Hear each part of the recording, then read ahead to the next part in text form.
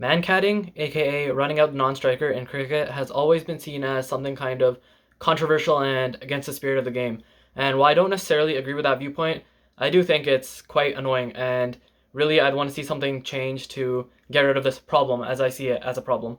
I'm not one of those people who is going to say that it's against the spirit of the game, because obviously there needs to be a rule to keep the non-striker uh, at the bowler's crease while the ball is being delivered, or else technically the batsman can just stand more than halfway down the pitch and then they can run, and then like they'll just get a run for that, which is obviously not fair. But I'm also not a fan of seeing the non-striker get run out. So I have a solution for that today. I'm just gonna elaborate on this point a little bit more. Um, when I watch cricket, um, I want to see a competition between the bat and ball, and the fielders are supposed to complement that. Now, when the non-striker is run out, it feels like none of those. There was no competition between bat and ball, and really no fielders played a part in anything. It just feels like it just doesn't feel right, and I'm sick of seeing this like trend. And like last year, I don't know why it's become like so much more trendy of like running out the non-striker. Again, I see why it's happening, and I see why there's a need to have such a rule, and I see why bowlers do it, because batsmen are gaining an unfair advantage. But like I said, I just want to see a solution to end this, because it's not fun to see as a viewer. The biggest example of this is the India and England women's game that happened sometime last summer, where the match was actually going really down to the wire, and I think something along the lines of England needed like 15 or 20 runs, and India only needed one wicket, and it ended with India running out the non-striker. Now, I'm a neutral in that game anyways. I don't have any stake with either of those teams, but I just feel like a really good cricket game got robbed of what would have been a really good ending, just due to that non-strikers run out. And let's say it was my team and I won like that, I would be like, yeah, sure, we won on paper, but it doesn't really feel like a win. So just for that reason, I'm sick of seeing all these non-strikers get run out, and oh, a warning here, and like people saying statements like, yeah, I'm not like, I wouldn't hesitate to run out a batter or whatever. It's just too much drama. Anyways, enough blabbering. The actual solution is to treat even a run off the delivery as a short run. Now, that was a bad explanation,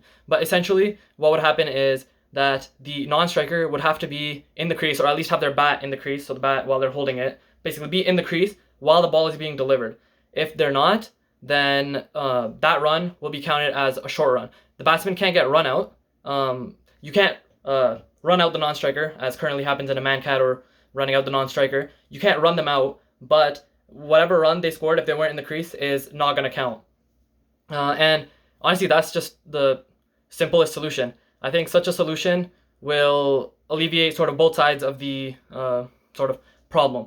The problem as like the fielding side, when they're actually on there, they won't feel like batsmen are getting a unfair advantage anymore. And then in the spirit of the game aspect or whatever, nobody's actually getting run out. So while there is a consequence, now there is a consequence, right? Because as soon as runs stop being counted, the batsman and the batting team or whatever, they're gonna get their shit together, and they're gonna be like, no, we have to stay in the crease while the ball is being delivered, or else our runs aren't gonna count. And obviously that's like the most valuable thing in cricket for a batting team, their runs. So if their runs aren't gonna count, there's a big enough consequence there that batsmen will stay in the crease.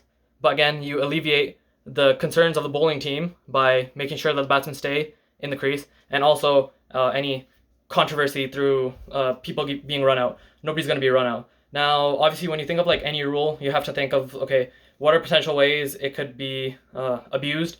And I did think of this. So the only thing I could think of, I maybe didn't think enough, but the only thing I could think of was that, like, let's say it's near the end of a game. Let's say it's like the second last ball, right? And my team needs 4 runs off the last 2 balls. Basically, let's say there was like a better batsman at the non-striker's end, and the tail ender just came and he's on the crease. The batting team can decide, okay, the non-striker, who's like the better batsman, can decide, okay, I'm just gonna start halfway down the pitch, and whatever even happens on this ball, like we're gonna run a bye or whatever anyways, regardless of what happens, we're gonna run. So I'm just gonna start halfway down the pitch, and I can't be run out anyways. Now, I was thinking obviously there would be a need to have some sort of law to stop that, but it turns out there's already laws against intentional short running. Now, if you're deemed to intentionally run short as a batsman, then on that ball, any runs that were scored will not count. The batsman will be sent back to their original end. So then there's obviously already, you can't like use that for the purpose it was intended, which was to get the better batsman on strike. That won't happen, because they're going to be switched back to their original end, which was at the starting of the previous ball.